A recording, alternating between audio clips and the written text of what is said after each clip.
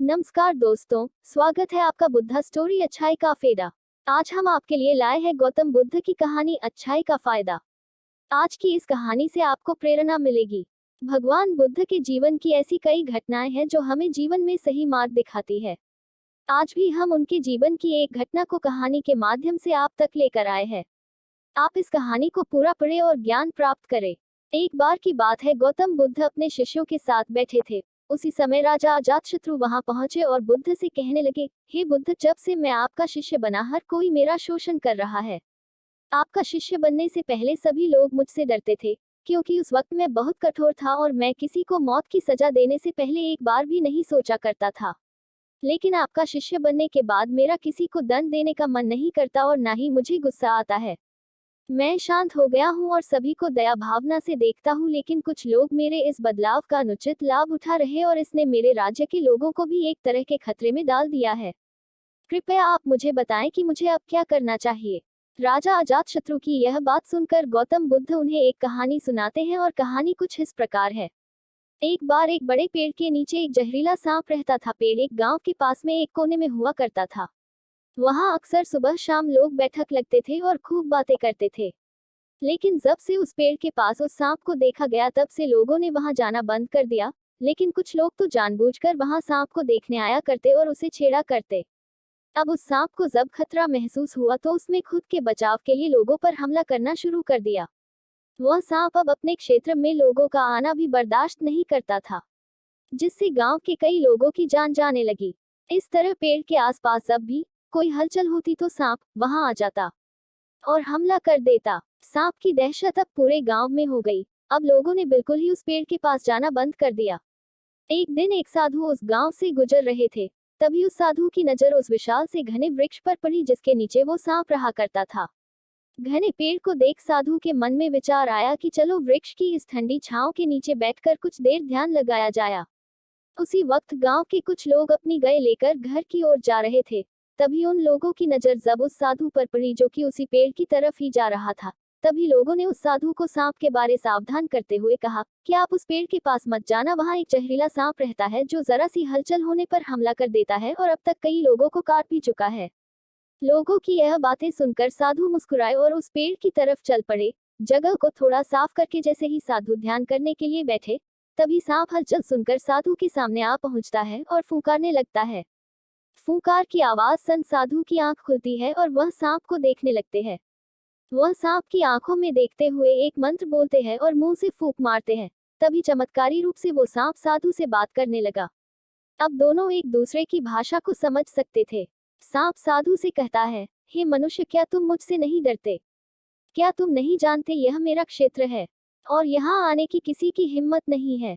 साधु ने करुणा से कहा है, मित्र, इसमें डरने की क्या बात है? मैं किसी चीज से नहीं डरता, क्योंकि जब मैं जीने लोभ ही नहीं रखता तो मृत्यु से क्या डर। सांप साधु की ये बातें सुनकर चौंक गया, क्योंकि सांप की इससे पहले ऐसे लोगों से मुलाकात हुई थी जो उसको मारना चाहते थे या उसके डर से भाग जाते थे, लेकिन वह ऐसे व्यक्ति से कभी नहीं मिला था जो उससे नहीं डरता। सांप साधु से इतना प्रभावित हुआ कि वह साधु के चरणों में पड़ गया और बोला, हे प्रभु, आप बिल्कुल सही कह रहे हैं। आज तक मैंने जो कुछ भी किया है अपनी जान बचाने के लिए किया है। अपने क्रोध के चलते ना जाने कितने निर्दोषों की जान भी ले ली। इसके बाद साधु सांप बहुत सी बातें समझाकर वहां से चला गया। साधु की बात से प्रभावित होकर सांप ने निश्चित किया कि आज से वह किसी को नहीं काटेगा। वह अपने क्रोधी स्वभाव को त्याग देता है, दूसरों को काटना बंद कर देता है। लेकिन इसका नतीजा उल्टा निकलता है। जब लोगों ने देखा कि सांप ने लोगों को तो काटना बंद कर दिया है, तो लोग उसका फायदा उठाने लगे। जो उससे दूर भागते थे वो उसके पास आने लगे और सांप को परेशान करने लगे। बच्चे उस पर पत्थर फेंक कर मारने लगे, जिससे सांप आए दिन हमेशा परेशान और घायल रहता था। वह बहुत दुखी था, क्योंकि वह अपने जीवन का सबसे कठिन समय बिता रहा था। एक बार वह साधु फिर से उस गांव में आए। वह उसी पेड़ के नीचे बैठ गए। तभी साधु की नजर जब दयनीय हालत में पड़े उस सांप पर पड़ी, तो साधु ने उस सांप से पूछा कि मित्र, तुम्हारी ये हालत कैसे हो गई? तुम इतने घायल और इतनी दयनीय स्थिति में कैसे आ गए? सांप ने कहा, जब से आपने मुझे अपने हिंसक स्वभाव को छोड़ने के लिए कहा, तब से मैंने निश्चय किया कि अब मैं किसी पर हमला नहीं करूंगा। मैंने क्रोध करना छोड़ दिया और शांति को अपना लिया, जिसका नतीजा ये हुआ कि लोग मुझे परेशान करने लगे, दुर्व्यवहार करने लगे। कोई पत्थर से मरता है तो कोई डंडे से पीट कर चला जाता है। सांप की बात सुनकर साधु ने कहा, मित्र, मैंने तुमसे कहा था कि बेवजह दूसरों को मत काटो, लेकिन मैंने तुम्हें तुम्हारी आत्मरक्षा के लिए हमला करने से नहीं रोका था। कहानी सुनाने के बाद बुद्ध ने राजा से कहा, हे राजन, तुमने भी मेरी बात गलत तरीके से अपनाया। मैंने आपसे अपने कर्तव्य को छोड़ने के लिए कहा था, किंतु आप अपने कर्तव्य से भी विमुख हो गए। आप एक राजा है, अतः पूर्ण रूप से साधु की तरह व्यवहार करना आपको खतरे में डाल सकता है।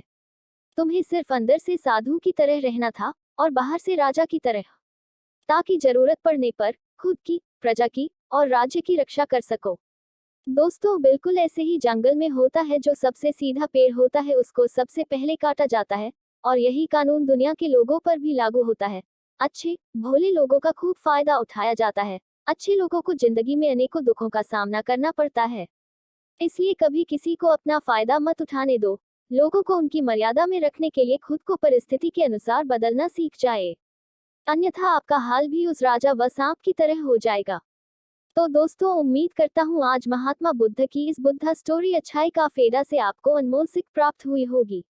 बुद्धा स्टोरी अच्छाई का फेड़ा को अधिक से अधिक लोगों में शेयर करके हमारी मेहनत को सार्थक करे।